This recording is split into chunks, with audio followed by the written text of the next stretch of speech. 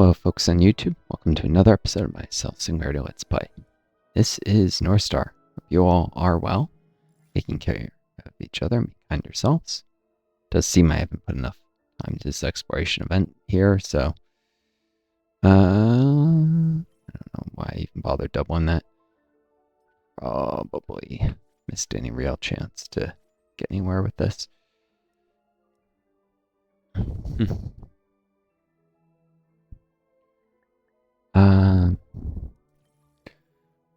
I don't know, give it a shot.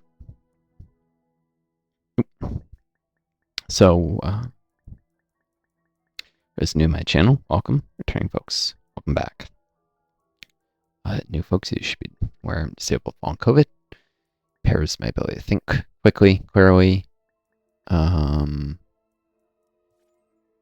Makes it easy for me to forget things. Well, not just makes it easy, causes me to not retain things, forget things. Impairs my judgment, emotional regulation. It's a sucky disease. Causes all sorts of like leg swelling, rashes. There's a million symptoms and some embarrassing, so I'm not going to go into details. But I think it's important people have an awareness this disease exists, because a surprising number of people aren't. Sometimes nurses aren't. Oh God, how many nurses I've met who somehow believe that it's caused by the vaccine to COVID, which is bullshit. A lot of people got it before the vaccine was out. I got it. I got long COVID just before the vaccine was available to healthy people. From a roommate who went quarantine in place when he got he got COVID. Sorry, got COVID in a out-of-state business trip. Broke the law. He broke the law. My roommate, he crossed multiple state lines, returning with COVID, which at the time, was against the law to cross state lines if you knew you had a COVID infection. He did. He lost his sense of smell. He was fully aware, and he just ignored it. Came back, insisted, "Oh, you can't get COVID more once." I'm like, "Yes, you can, dumbass." And I proceeded to get it from him, and that was the second time I ever got COVID. Proceeded to get COVID from him, become disabled by COVID that time, and my dream is becoming a surgeon and helping people as hopefully a heart surgeon and saving lives and making the world better, at least in a way I can, and challenging myself. And I mean, med schools don't just want people who only want to make the world better. They're, there's all sorts of ways you can make the world better. Not many is impactful, but being a physician is also intellectually stimulating and plays to my outgoing nature, and it's something I would have been very good at. It's good to take pride in something you have talents for. I naturally took to medical sciences in a way I didn't quite take to research, but medical sciences and patient care I showed an innate talent for. So yeah, unfortunately, that dream is stolen and probably never get another chance at it. Patient care, as an EMT, and shadowing doctors. One of the doctors I shadowed had me probably doing more than I should have, helping out. I guess that was kind of like medical assistant type work, but it wasn't a medical assistant. Whatever. Even at that, showed some talent, especially in handling the patients, which some people may have figured, oh, I don't have the best social skills, so I won't be good at that. Well, I'm actually was very good with patients. I've just never been good at, handling peer rivalries or attempts to undermine, sabotage me, or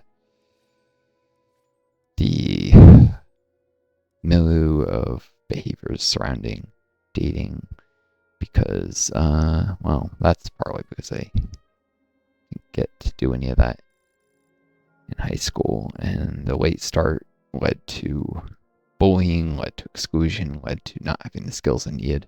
Yeah, people bullying you because you never have a girlfriend is really sucky behavior, but I suffered that and bullying because I was kind of a pacifist and didn't conform to maybe all gender norms. I'm male, but I tend to be a little more men should be more sensitive, and that pisses some people off.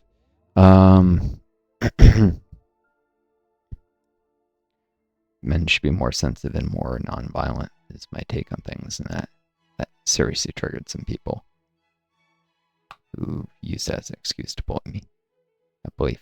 Anyways.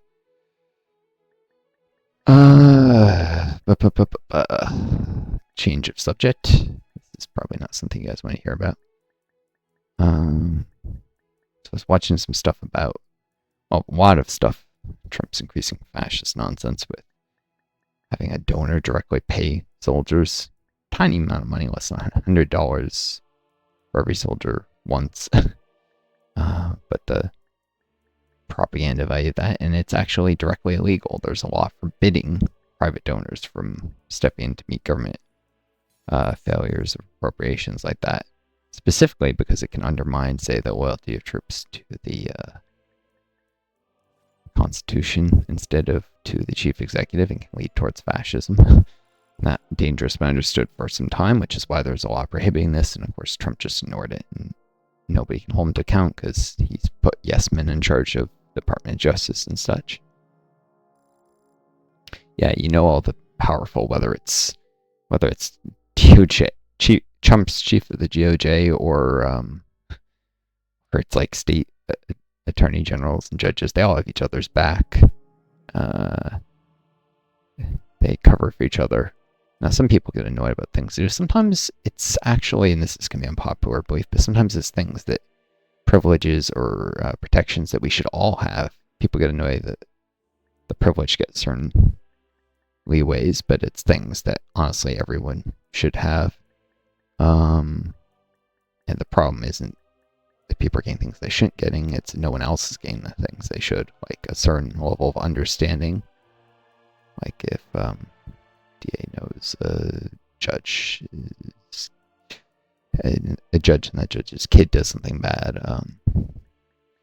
they might know a person, and so try and minimize impact, or like, you know, the law enforcement officer who lets, you know, a politician or a judge off on like some minor crime, covers it up. These kind of things happen.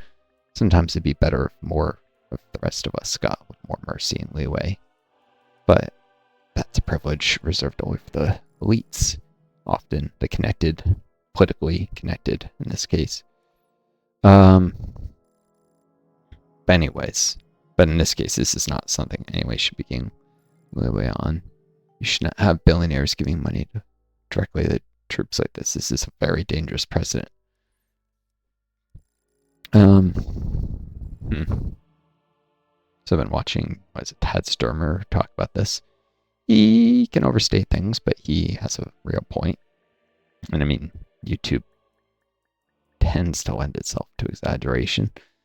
How am I doing for time? 8 minutes. Okay. Tends to lend itself to exaggeration.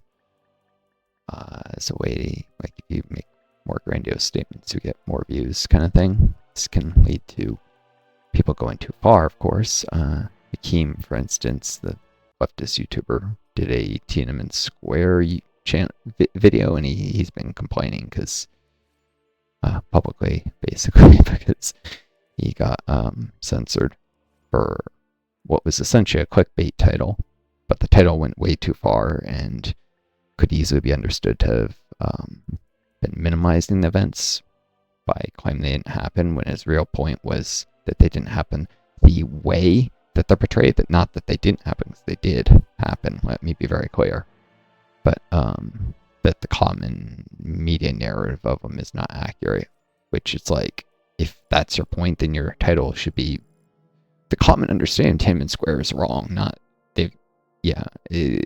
he was right to get a warning for that. Warning that just expires and has no permanent consequence, but of course YouTube doesn't enforce that same rule against some right-wing troopers. This is a case where nobody should be able to get away with this kind of clickbait. It makes the community worse. I hate clickbait personally. I hate how I'm even forced to, even gaming videos, kind of clickbait stuff, compete. But yeah, when people go too far with clickbait, especially political stuff, I totally understand YouTube dinging them. With some things, whereas like with the judicial law system where, it can ruin someone's life. I strongly believe in mercy and leniency, and that shouldn't just be a privilege for the very rich. Of course, it would be fine with the system mandating people do things like therapy, group sessions more often, as long as there were actually resources made available so people could actually meet those requirements. But far too often, people were slapped with convictions, jail times. Things are media circuses get made, which is why I like if a politician's kid does something wrong, it'll be buried because otherwise the news media will get a handle of it and it'll ruin the kid's life and it'll become guilty even if proven innocent. Like even in the court of Republicans, someone can win a court case and still have their life ruined because of that. Like the famous example of this, although this was someone who probably should have been found guilty, was O.J. Simpson. Like everyone thought he was guilty, and therefore it didn't matter what the courts found. Of course, take that in a slightly different. What if there was someone who actually was innocent, but everyone thought they were guilty? Their life is ruined. Yeah. So being careful about those kind of things. Anyways, can make sense, but it's a privilege far too often extend only to the powerful and rich. Things being let off with a warning and so forth. The common example is DUI, which, I mean, that can kill someone. I'm not sure that's something that deserves the most leniency because, well, whenever I get behind the wheel of a car, which is not that often lately with my long COVID, especially if I remember has my car because they need it to get to work. But even if that wasn't the case, maybe only 30 or 40% of days I feel healthy enough to drive safely. Maybe I know I'm more cautious than most. Most people would consider themselves fit to drive a higher percent of the time, but I still believe an automobile is, a big, moving, heavy, dangerous object, and you should treat it with immense respect. I was also an EMT, so I'm aware of what can happen when things go wrong, more than most. Although I never respond to any serious MVAs, motor vehicle accidents. I did respond to some minor fender bender things, but never anything.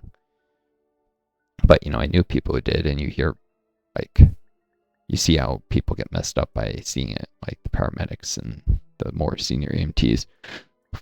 We're on 911 trucks. What if they can't get a ALS as a paramedic unit in dispatches? We'll usually try and get at least some of these dedicated 911 BLS trucks. So as a EMT, only did it for 2 years. I didn't see as many of the really serious 911 calls. A few broken bones and stuff, but the real heart attack or two, but which is serious. But often you just meet a lot of people there, and I was assisting the paramedics, not leading on those. But it's uncommon for more junior EMTs to get the really serious stuff. But you hear about it, you see how it affects people, and yeah, that's the thing. You drive a car, you get an accident. It's not just your life that you affect. It's of course like your loved ones, and everyone knows about that if they think. But it's also the EMTs, firefighters, police who have to see your mangled corpse if you. Please, YouTube, don't censor me for saying that. So people need to be more careful behind the wheel of a car, and they should never drive under the influence of anything, because that drastically increases the chance of a car accident or running over a pedestrian, any of these horrible things. So, it depends, but I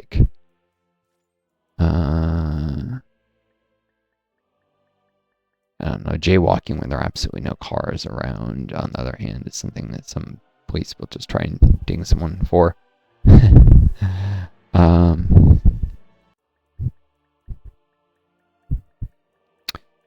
God, I remember once this police officer who I crossed a crosswalk when there are absolutely no cars around after looking both ways, and then a car came speeding down and almost hit me. The police officer tried to blame me. It's like, no, claim I was jaywalking. It's like, absolutely not. I was not. You let it drop, but like only because several people who had witnessed the whole thing came forward and said he wasn't jaywalking. I was there. I saw he looked carefully, and this car came speeding through. Of course, the police officer knew the person who had been speeding. A whole bit of terrible luck there, or set up, maybe. Some cops are fascists, and they will freaking create situations intentionally so they can try and they don't like someone and or don't like their family, and which is, I guess, another reason that the powerful sometimes, because like DAs and stuff cover stuff up, because maybe a police officer might try and fabricate something against someone who's related to someone they don't like the politics of. That happens. But wow, I'm really talking myself out of any stance on anything here. But yeah, I do think the system is harsh, and that's just because it sells well to have wins for prosecutors. You should watch the John Oliver segment on prosecutors if you haven't, folks. It's very good. What else before I lose all of you, if there's anyone still listening? Also watching stuff on entryism with leftists, which is, of course, stupid.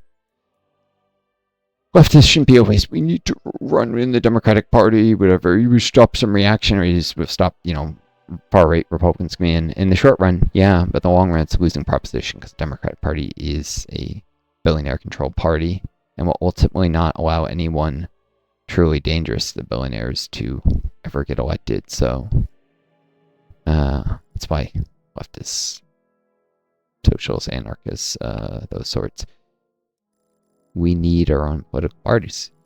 Not, heck, even social democrats who are still capitalists and not technically leftists should form their own political parties. They shouldn't go with the Democrats. They can always run their own people, but, individually vote for the Democrats in a close contested race sometimes if it's really important. But people undersell the importance of having, that separate party where you can get a platform for your views and try and make more of a case that the two-party system, especially in the U.S., is rigged and needs to change. And, well, we're not getting anything until that changes, and you're not going to change it by playing by the two-party rules. You got to, have large third parties and force those main two parties. You got to have, third parties and force the main two parties to pay a heavy toll for continuing to maintain the rigged system, and put out as a, campaign platform thing that we need proportional representation and ranked choice voting, for instance, to start to open up the political system to more than just two parties in the U.S.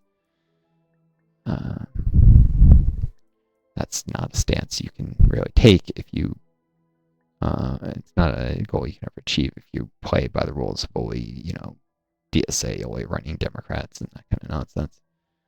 Well, anyways, I hope you all enjoyed this video. Take care of each other. Be kind to yourselves and me. Always find the guiding star. Tweet home. Adieu. And best luck to you all.